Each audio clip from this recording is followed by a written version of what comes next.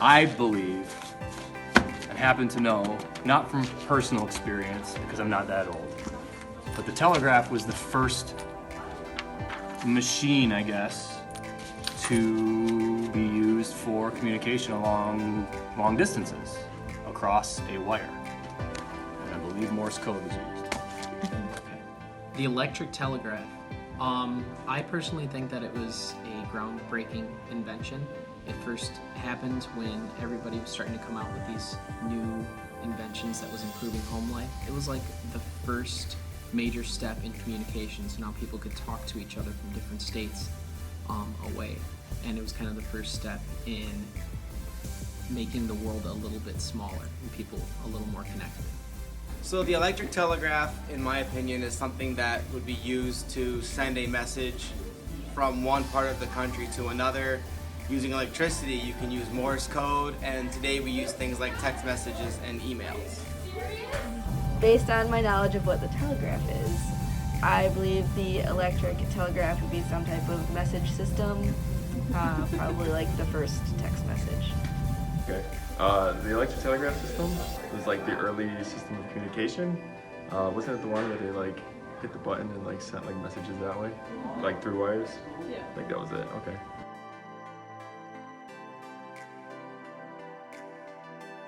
As long as we can remember, communication through letters was the most easiest and most convenient way for people before the electric telegraph. People would use fountain pens, which was a steel point end dipped in ink, and that's how they would write the letter.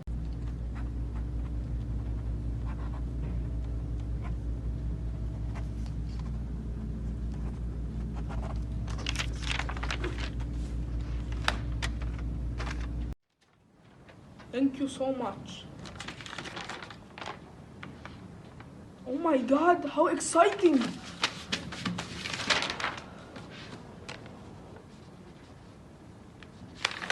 Wait! How did it feel to live in a time period when communication systems were a thing? It was extremely difficult because not only I would write the letters and receive them back weeks later, but it would always be like so annoying because the person I'm trying to communicate with is long distance and something would happen, like the weather might be raining, snowing, and it would delay the message. Like, I'm trying to communicate. Yeah, that's really extreme. But can you please tell us about how did you feel, where you were, your expressions, your emotions? Of course I was worried. When I would send out letters, I would, like, you want to receive them right away, you want a response right away, but sometimes like they would take so long. So God forbid, something like someone passed away that place special to me. I would not want to know 3 weeks later, 2 weeks later. I want to know right away. So every time I receive a letter randomly, I'm praying to God that it's a good letter, someone's pregnant, someone's engaged, not death. It would scare me every time when I get a random letter that I was not expecting. Samuel Morse was born on April 27, 1791 in Charlestown, Massachusetts. He was enrolled in Yale University and studied religious philosophy, mathematics, and science of horses.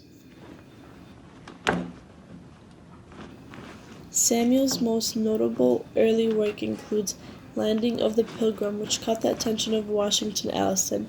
He was impressed by his work of art and encouraged him to move to England. While Samuel was in England, he created fine artwork. He perfected his artwork so much that by 1811 he got admission in the Royal Academy.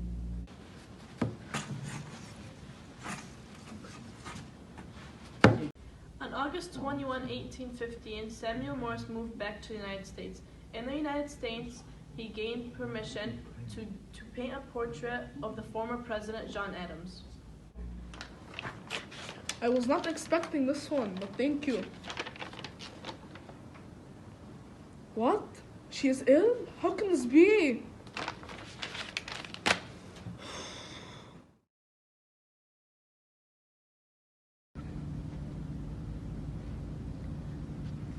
Thank you.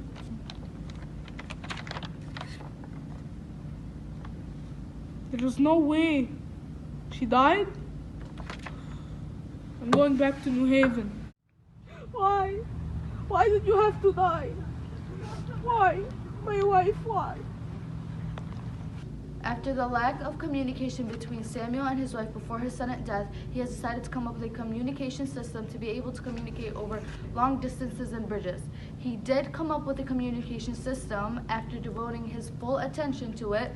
He was able to come up with a device, but he faced many difficulties, but was still able to push through it.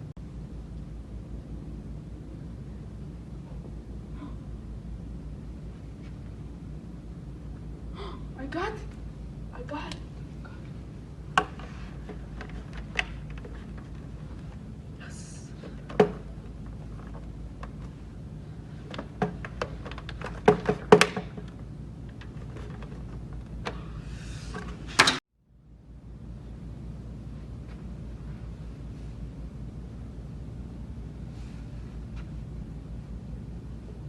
It's two. It's two. Not four.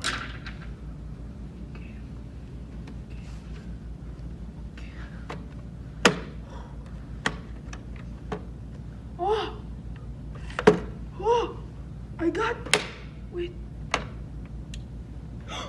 Yes! Yes! So the man we are about to call on stage right now, we are extremely proud of him and where he has been in his life, all the obstacles he's been through. He was still able to push through all his problems and create something amazing for us today to use. Samuel Morris, please come up on the stage.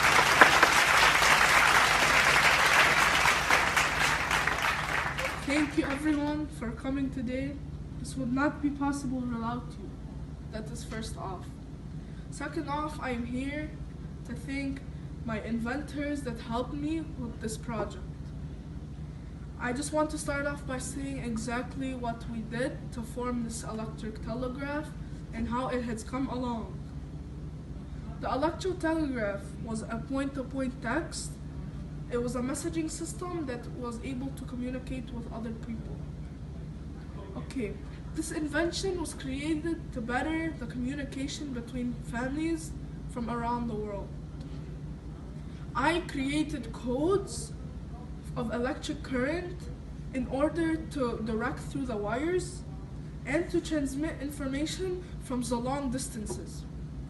That was my main focus in order to better the lives of all of us. I am very happy that I was able to finish this, and once again, it wouldn't be possible without any of you. So I thank you guys so much, and thank you all for having me. Have a wonderful rest of your day.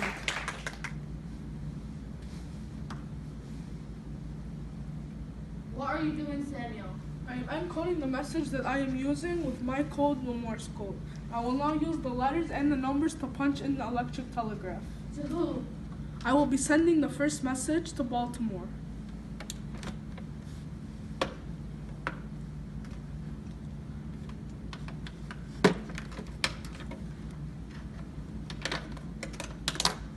I did it! The first message is sent!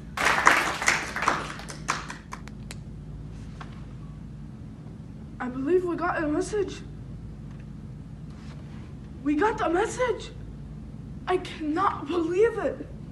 I got a message! Oh my god!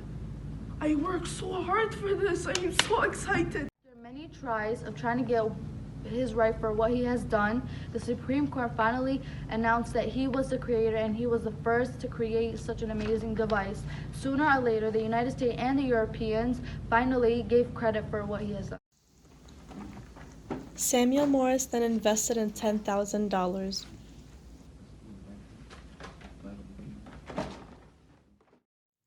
Okay, the impact of the technology was more indirect because the main way in which technology improved American life during this time was by making it easier for bigger businesses to operate.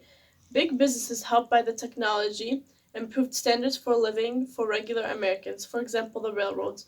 The electric telegraph also broke barriers because it created a more efficient way for people to communicate all around the world.